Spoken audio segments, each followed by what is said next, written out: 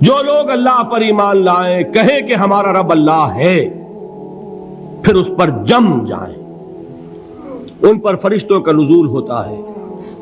نہ کوئی غم کرو نہ خوف، خوشیاں مناؤ جنت کی جس کا تم سے وعدہ کیا گیا تھا۔ اللہ کی ربوبیت پر اطمینان جب انسان کو ہو جاتا، میرا رب اللہ ہے، ربی اللہ، انسان کے لیے نہ کوئی کھٹکا، نہ کوئی خطرہ، نہ کوئی خوف، نہ کوئی حزن۔ جو کچھ ہو رہا ہے کس کے اذن سے ہو رہا ہے؟ اللہ کے اذن سے۔ اللہ کے اذن کے بغیر پتہ تک نہیں ہلتا۔ یہ کوئی اندھا بہرا مادہ نہیں ہے جس سے مجھے کوئی خوف ہو۔ اندھا بھینسا چلا آ رہا ہو اس سے تو ڈرنے کا ہر انسان کو ڈرنا چاہیے، نہ معلوم کس کو ٹکر مار دے۔ لیکن نہیں، اس کائنات کو چلانے والا ایک سمیع و بصیر خدا ہے، وہ جو میرا دوست ہے، میرا ولی ہے۔ اللہ ولی الذین آمنوا یخرجہم من الظلمات الی النور۔ اللہ اہل ایمان کا ولی ہے، ساتھی ہے، پشت پناہ ہے، مددگار ہے، حمایتی ہے۔ بتائیے جسے یقین ہو جائے کہ اللہ میرا مددگار، اللہ میرا محافظ، اللہ میرا پشت پناہ، اللہ میرا حمایتی، اس کے لیے کوئی خوف ہوگا؟ اس سے کوئی ڈر ہوگا؟ میں مثال دیا کرتا ہوں ایک بہت سادہ، پنجاب کے دیہات کی۔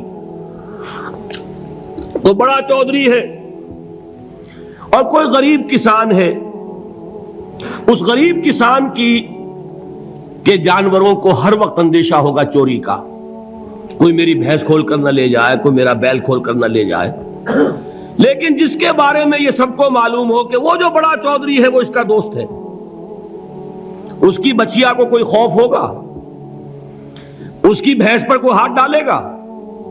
اسے کوئی اندیشہ ہوگا؟ نہیں۔ کیوں؟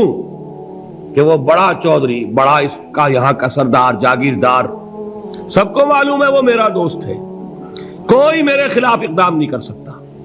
اس دنیا میں یہ چھوٹی سی بات اگر آپ کے دلی اطمینان اور سکون کا باعث بن سکتی ہے تو ذرا تصور کیجئے۔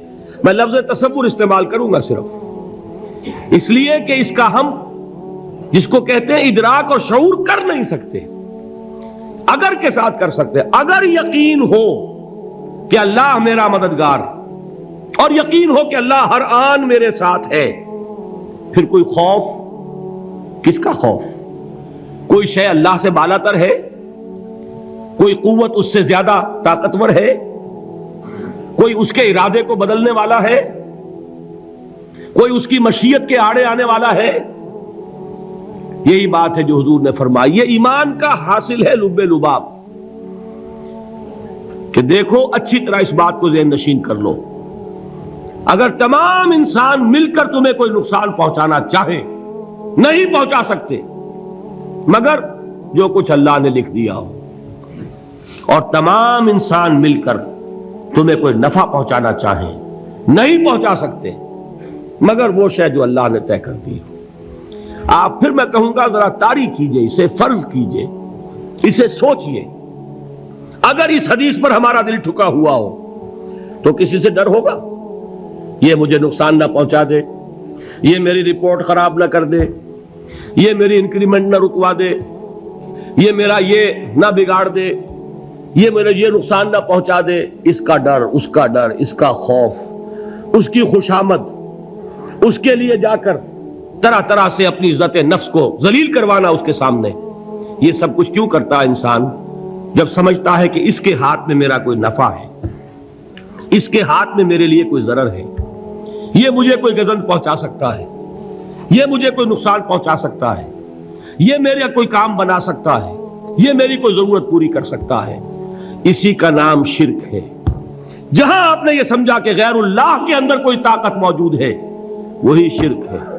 بتوں سے تجھ کو امیدیں، خدا سے نو امیدی، مجھے بتا تو صحیح اور کافری کیا ہے؟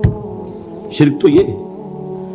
جس پر بھی تمہیں یہ خیال ہے، کلمہ ہے یہ کلمہ سوم، لا حول ولا قوت الا باللہ، ذرا اس پر دل کو کبھی اگر آپ تصور کریں، پھر فرض کریں، دل ٹھک جائے اس پر، کوئی طاقت نہیں۔ یہی بات تھی جو شیخ عبد القادر جیلانی رحمۃ اللہ علیہ نے اپنی وصیت میں اپنے بچے سے کہی. 11ویں دینے والے ہیں، لیکن حضرت شیخ عبد القادر جیلانی کی وصیت اور تعلیمات کو کتنے لوگ ہیں کہ جانتے ہو؟ یہ جن مقامات تک پہنچے ہیں وہ کس چیز کی بدولت پہنچے؟ انہوں نے جو پیغام دیا وہ کیا تھا؟ اے میرے بچے، جس طریقے سے قرآن مجید میں حضرت لقمان کی نصیحتیں جو ہے نقل کر دی گئی ہیں، میں یہ عرض کروں گا بالفرض اگر قرآن حضرت عبد القادر جیلانی کے بعد نازل ہوا ہوتا تو شیخ عبد القادر کی یہ نصیحتیں بھی قرآن میں درج ہوتی. اتنی اونچی نصیحتیں ہیں. اے میرے بچے، اس حقیقت کو ذہن نشین کر لے، لا فاعل فی الحقیقت ولا مؤثر الا اللہ. اس کائنات میں نہ کوئی فاعل حقیقی ہے نہ مؤثر حقیقی ہے سوائے اللہ کے. کسی شے میں کوئی تاثیر نہیں اگر اللہ نہ چاہے. آگ جلا نہیں سکتی اگر اللہ نہ چاہے. پانی ڈبو نہیں سکتا اگر اللہ نہ چاہے. زہر ہلاک نہیں کر سکتا اگر اللہ نہ چاہے. کوئی چیز فائدہ نہیں پہنچا سکتی اگر اللہ نہ چاہے. تو در در پہ کیوں سر جھکاتے ہو؟ در در پر کیوں جبیں سائی کرتے ہو؟ سب کے سامنے کیوں ہاتھ پھیلاتے ہو؟ ایک اللہ سے مانگو، ایک اللہ کے سامنے زمین پر اپنی جبین رکھو. لا فاعل فی الحقیقت ولا مؤثر الا اللہ. نظر آتا ہے ہمیں کہ پانی پیاس بجھا دیتا ہے. پیاس بجھانے کی صلاحیت پانی میں نہیں ہے، اللہ کے اذن سے. کھانا بھوک مٹا دیتا ہے، بھوک مٹانے کی صلاحیت کھانے میں نہیں ہے، اذن رب میں ہے. دیکھیے یہی یقین تھا. حضرت موسیٰ علیہ السلام کا واقعہ یاد کیجئے. سامنے سمندر آ گیا ہے، قوم دیکھتی ہے پیچھے کہ گرد و غبار کا طوفان ہے. معلوم ہوا کہ فرعون اپنے لشکر سمیت آ گیا ہے. لشکر جب چلتا تھا تیز رفتاری کے ساتھ تو گرد و غبار کا جو طوفان اٹھتا تھا اس کا تصور کیجیے. اور لمحہ بلمحہ وہ قریب آ رہا ہے. پوری قوم نے کیا کہا؟ اے موسیٰ انا لمدرکون، اے موسیٰ ہم تو پکڑے گئے. قرآن مجید نے تو یہاں وہ باتیں نہیں لکھی ہیں، لیکن تورات میں یہ درج ہے کہ بنی اسرائیل جھگڑنے لگے، دست و گریبان ہو گئے موسیٰ کے ساتھ. موسیٰ ہمیں یہاں مروایا لا کر، اس سے تو ہم ہی بہتر تھے. وہاں کھانے کو ملتا تھا، زندگی تو تھی، بیگار ہم کر رہے تھے، موت تو نہیں تھی. اب جو کچھ ہوگا اس کا تصور کرو، جس طریقے سے ہمارے ٹکڑے اڑائے جائیں گے. تو لڑ رہے ہیں حضرت موسیٰ علیہ السلام سے. یہ تورات کی تفصیل ہے. قرآن میں صرف اتنا آیا ہے، پریشان ہو کر انہوں نے کہا انا لمدرکون، موسیٰ ہم تو پکڑے گئے. اس وقت موسیٰ کا جواب کیا ہے؟ کلا ان معی ربی سیہدین. نہیں، میرے ساتھ میرا رب ہے، وہ راستہ دے گا. بتائیے کہاں راستہ نظر آ رہا ہے؟ یہ ہے ایمان بالغیب. راستہ نظر نہ آئے تب اللہ پر یقین ایمان ہے. جیب میں پیسے ہوں اور تب دل کو اطمینان ہے تو ایمان کس پر ہوا؟ پیسے پر، اللہ پر نہیں. جب وسائل و ذرائع نہ ہو اور پھر یقین ہو کہ اللہ مسبب الاسباب ہے، وہ اسباب کا پابند نہیں ہے، وہ اسباب کا محتاج نہیں ہے، اسباب اس کے محتاج ہے. اگر یہ یقین ہے تو اللہ پر ایمان ہے. یہ نہیں ہے تو تمہارا ایمان اسباب پر ہے، وسائل پر ہے، ذرائع پر ہے، مادیات پر ہے، اللہ پر نہیں. اس وقت کہاں راستہ تھا؟ کوئی راستہ تھا؟ سمندر ہے اور ادھر سے لشکر آ گیا ہے. کلا ان معی ربی سیہدین. اب دیکھیے ایمان کہہ دینا آسان ہے، ہوا معکم اینما کنتم، جہاں کہیں بھی تم ہوتے ہو اللہ تمہارے ساتھ ہوتا ہے. لیکن اس کا یقین قائم ہو جائے تو زمین و آسمان کا فرق واقع ہو جائے. یہی بات ہوئی حضور کے ساتھ. غار ہے، چھپے ہوئے ہیں محمد الرسول اللہ اور آپ کے وہ یار غار ابو بکر صدیق رضی اللہ تعالی عنہ. اقبال نے حضرت ابو بکر کی شان میں چند اشعار کہے صرف، لیکن واقعہ یہ ہے کہ بھاری بھاری نظموں پر اور قصیدوں پر بھاری ہے. طویل ترین نظمیں اور قصیدے ہوں ان پر بھاری ہے. ہمت ابو بکر کی ہمت جو ہے کشت ملت را چو ابر، جیسے بارش سے کھیتی اپجتی ہے، ابو بکر کی ہمت اور عزیمت اس امت کو اسی طرح سینچنے والی ہے۔ ثانیے اسلام و غار و بدر و قبر، وہ دوسرے تھے اسلام میں، دوسرے پہلے کون تھے؟ انا اول المومنین، حضور فرماتے ہیں سب سے پہلا ایمان لانے والا میں، دوسرے ابو بکر۔ ویسے ہمارے ہاں یہ چلتا ہے اختلاف، حضرت علی پہلے ہیں کہ حضرت ابو بکر پہلے ہیں، لیکن اس میں بڑی خوبصورت تطبیق قائم کی ہے علماء نے، اور بہت صحیح ہے۔ چار کے بارے میں فیصلہ ہی مت کرو کہ کون پہلے ہے، ان کی ایک عجیب تقسیم کر دی ہے۔ آزاد مردوں میں، بالغ مردوں میں سب سے پہلے ابو بکر، بچوں میں سب سے پہلے علی، خواتین میں سب سے پہلے خدیجہ، اور غلاموں میں سب سے پہلے زید ابن حارثہ۔ بڑی پیاری تقسیم ہے، یہ چاروں ہی پہلے ہیں، ہر ایک کے لیے اولیت ہے۔ اور واقعہ یہ ہے کہ اگر زمانی اعتبار سے تعین ہوگا تو پہلے خدیجۃ الکبریٰ آئیں گی رضی اللہ تعالی عنہ، کسی اور سے بات کرنے کی نوبت بعد میں آ سکتی ہے، پہلے تو اہلیہ محترمہ سے بات ہوئی، آتے ہی پہلی وحی ہوئی ہے، ابھی تبلیغ کا حکم نہیں تھا، کس کو بتایا واقعہ؟ ابھی اپنی نبوت کی تبلیغ کا تو حکم ہی نہیں آیا، واقعہ کس کا ہے؟ وہ خدیجہ کا ہے۔ جب کہا ہے کہ خشیت علی نفسی، مجھے اپنی جان کا اندیشہ ہے، تو کیا جواب دیا خدیجہ نے رضی اللہ تعالی عنہا؟